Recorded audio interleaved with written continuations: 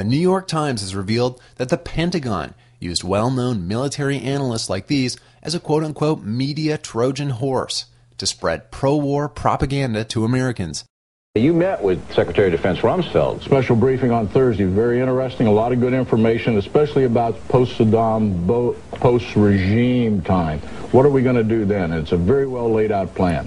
As the administration's plan, or lack thereof, unraveled, another group of former generals began calling for Donald Rumsfeld's resignation. His response was to gather his own team of trusted analysts to the Pentagon, where they directly collaborated on talking points and strategy to revive public support for the war. According to transcripts obtained by the Times, many of those talking points later appeared almost verbatim on America's major newscasts.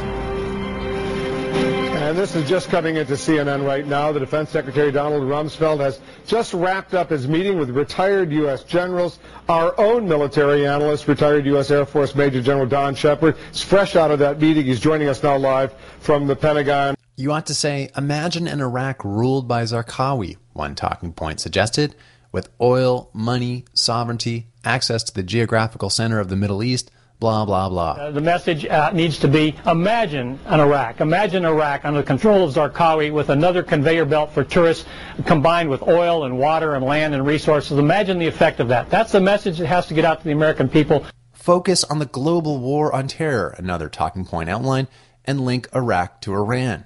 How deep is this Iran connection? Well, it's very deep, and Iran continues to get a free pass. I believe that Iran is now the #1 troublemaker in Iraq. Depict Iraq as a milepost in a continuum in a long war, another analyst suggested.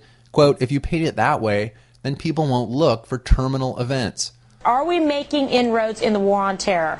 Well, we are, Kimberly. A slow and steady progress. You know, this is a 50-year war. There's not going to be any short-term solution to this, and it's a war that's going to cross a lot of boundaries from Latin America to Africa to Asia, and we're going to be engaged for a very, very long time.